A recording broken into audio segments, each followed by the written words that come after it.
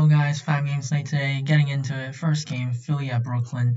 Philly's going to be on the back-to-back, so there's a chance that Joel Embiid could miss because he has rested on the back-to-back last time, and that was actually some late news after lock. So we got some value with Dwight Howard.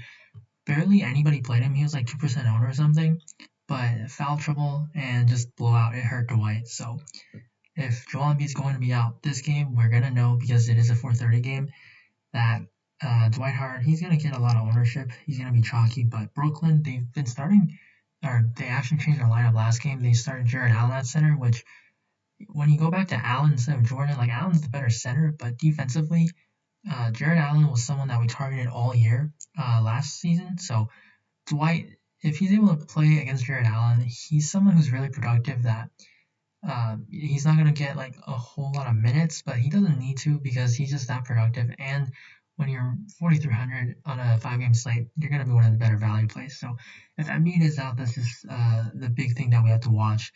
It's obviously we're going to have to take Simmons, Tobias Harris as well.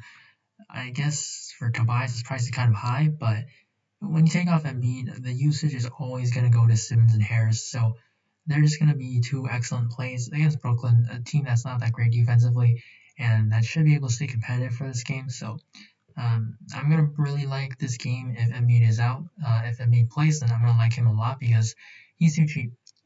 When he does play back-to-backs, he's never really limited unless, again, just the crazy circumstances. So I do like Embiid 9,500 if he does play.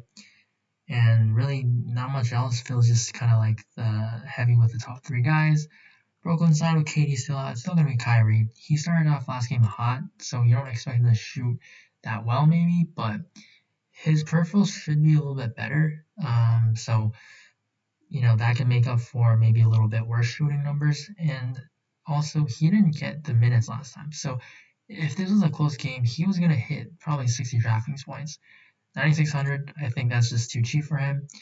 Karis LeVert, 1,600, he's not going to be a core play like Kyrie because he's not starting, which is actually a good thing, but it doesn't mean that his minutes are going up. Like, sometimes for these guys, they don't start, but their minutes are still really good. But that's just not the case for LeVert. Again, blowout, but we're not really going to see probably 38 minutes for LeVert with KD out. And also, because Kyrie's in, the usage is not going to be anywhere near the same as it was that game. So, LeVert, I'm still going to have exposure to him, but just not a lock.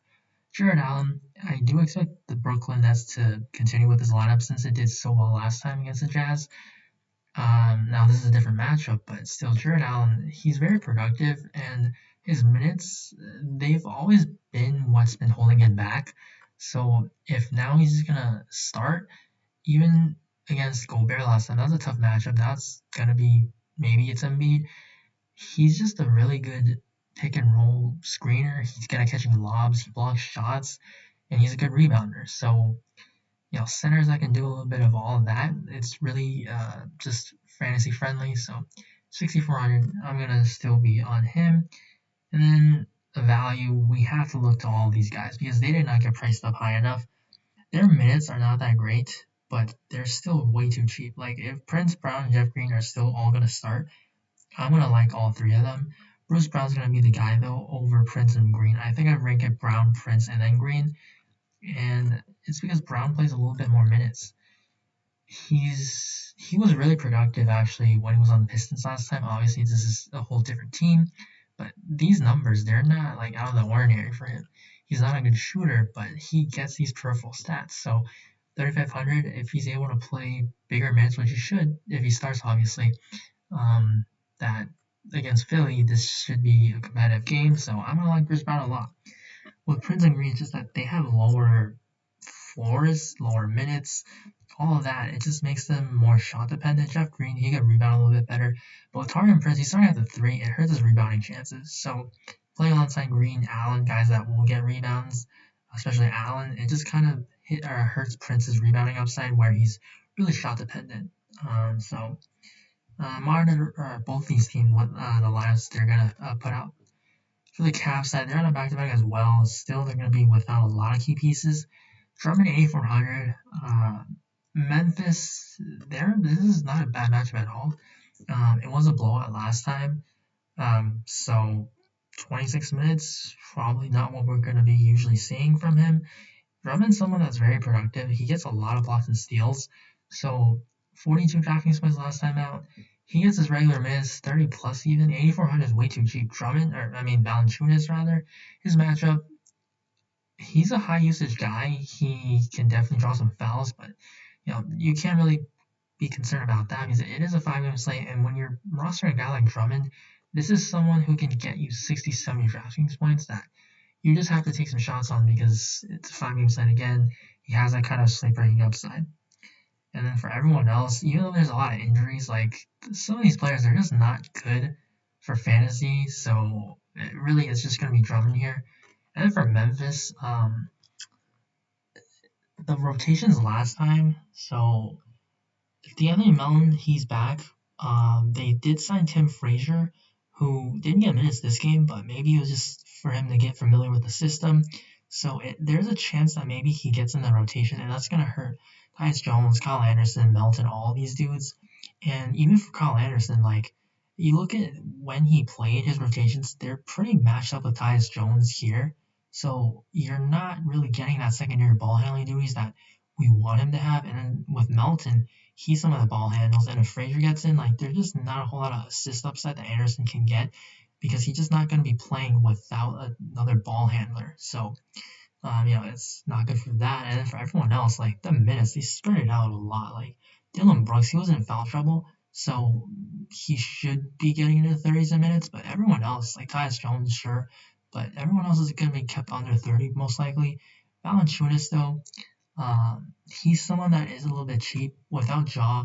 He had 2 tough matches against the Lakers, so now against the Cavs, he should probably be a lot better. His minutes, we're not sure what they're going to be because they do fluctuate. Like last season, sometimes you play 20, sometimes you get 30, but that was also because Jaren Jackson was healthy. So with only Brandon Clark or Zhang, Valanciunas has a path to a big game, and the Cavs certainly, it is a matchup that he can exploit. So for this side, really it's Joel Brooks. You can definitely take a shot on him because he shoots a lot, so he definitely has the upside. Whereas Zhang, I think, is going to be picking up some ownership, but he definitely has a low floor, 4,100. He's been really productive, but just not someone that is all that great. Melton, 3,300. Maybe he gets some more minutes because first game back, maybe that's why he only played 16. He's a really productive guard, so he can get there, especially against the Cavs. Dallas side, they changed their lineup last time when they started Cauley Stein over Powell, but that was a back-to-back and Powell tore his Achilles, so maybe that's why they wanted to limit his minutes. But WCS, he's pretty productive, and if he's going to start again, Jokic, it's really scary because he could get into foul trouble.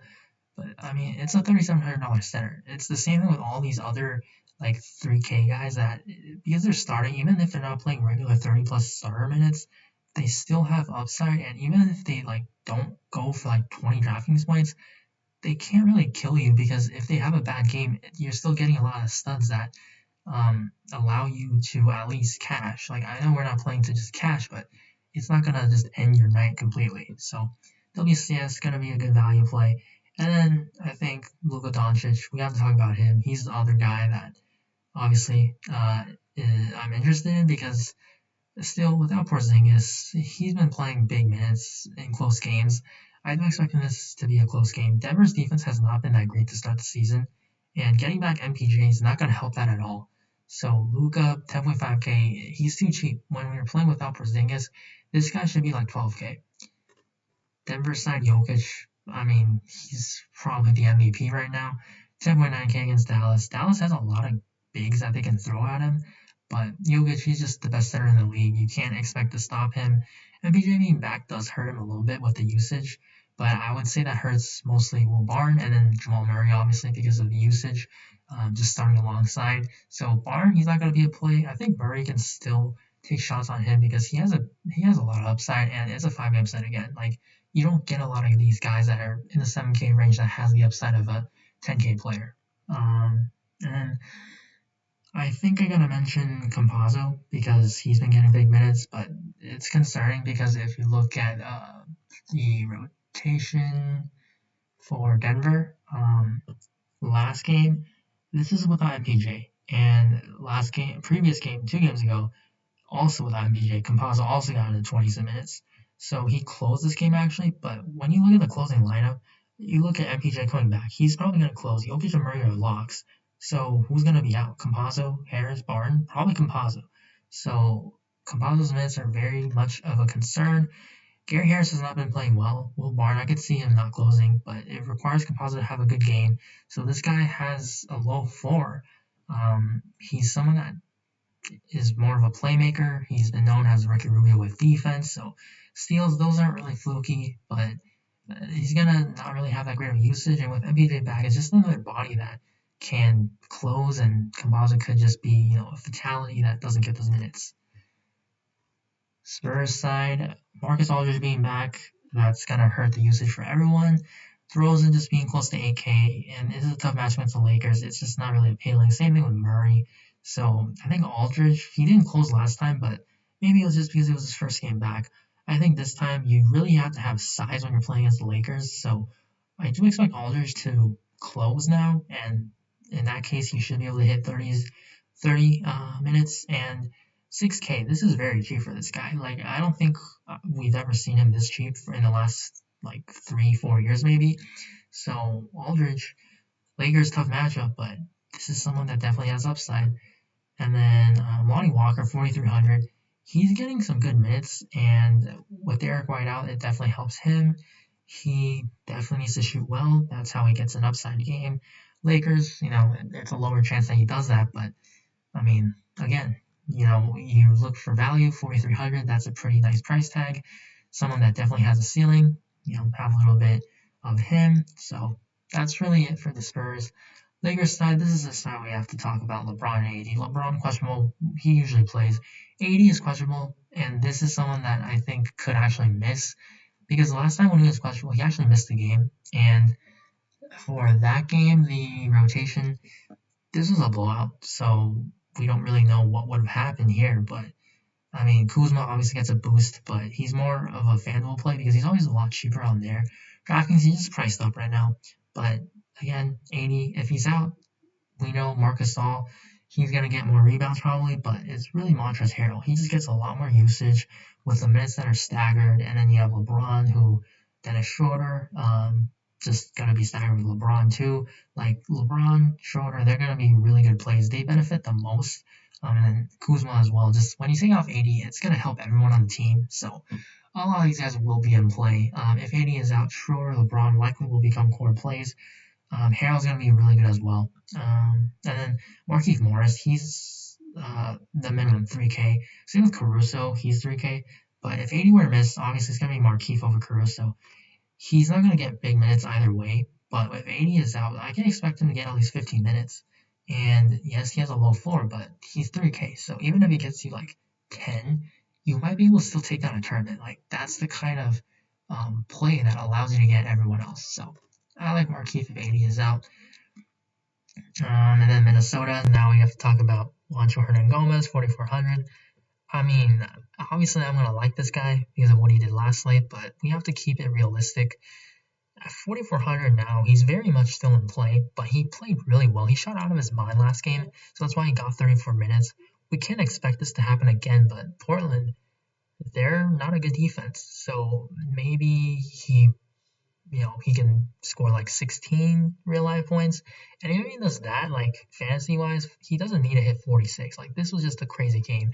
Didn't expect that. He doesn't need to get that. 30 is going to be really good. 25 even for this slate. So Juancho, I'm going to have a lot of exposure to him, but not a core play.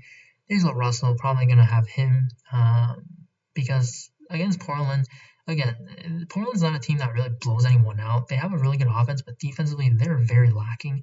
So D'Lo, Malik Beasley, all guys I'm going to have interest in. I think Anthony Edwards also, because he's going to get a lot more run just because of usage without Towns. So shot attempts are going to be there. He's not someone that's going to get a lot of peripherals, or at least what he's shown. So he's got a pretty low floor, but his price has been coming down, so it allows him to at least have some appeal. And then I think Vanderbilt, Ed Davis, they're going to be value plays. Ed Davis, he was in foul trouble, and he didn't really play well, so he didn't close. But 3,600, again, another starting center that is similar to Cauley Stein. So, maybe, you try to have exposure to both because for tournaments, I think that how cheap they are, they definitely have the upside. And then for Vanderbilt, he picked up a lot of minutes last time because, well, for one, he was playing really well, but this guy's more of a forward. He had to play a lot more minutes because Nasri was just a foul machine. And this guy's more of a forward. So against centers like Nurkic, Cantor, they're going to be tough matchup for this guy. But he was rewarded because he played really well last time.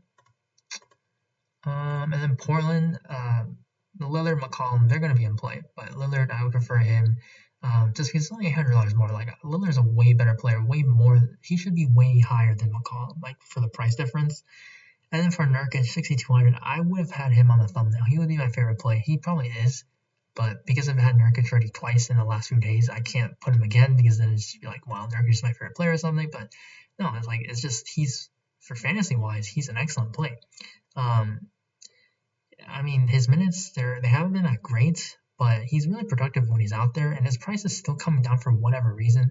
Like Ed Davis, and Naz Reid, both of them cannot handle this guy. If they need to go to Vanderbilt, like Nurkic is going to destroy any three of them, and he's just too cheap. Even if this game turns into a blowout, which I don't expect it to, this is just too good of a spot for Nurkic, and he could still kill it with like 25 minutes of play. So I love Nurkic here. Covington, he's in play as well. 5,300 price tag coming up a little bit. He's going to be very 3-point dependent. He gets defensive stats though, but assists never something that he does a lot. And rebounds, I mean, you got some good dudes like Nurkic, Cantor rebounding the ball. That it just it kind of hurts Covington in that department. Melo, Derek Jones Jr., they have some upside as well because they do play, some solid minutes for 4K price tag. So tournament appeal, but not cores. So overall, the first Nurkic favorite play, and then you can run it back with D'Angelo Russell, and then Kyrie for sure.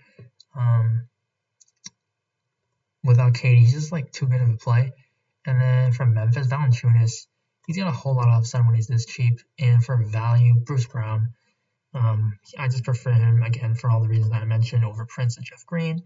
So these five are going to be the core 5 plays as of right now. Obviously, you have to monitor news. There's a lot that's probably going to come with Philly back-to-back, Cavs, and then also with the Laker questionable guys. So these are going to be the 5 guys. Once again, thank you guys for watching. Please leave a like on the video before you go. And you can always follow me on Twitter at Boffles. Ask me anything on there and DM me. Always happy to help you guys. So good luck on the slate, and I will see you in the next video.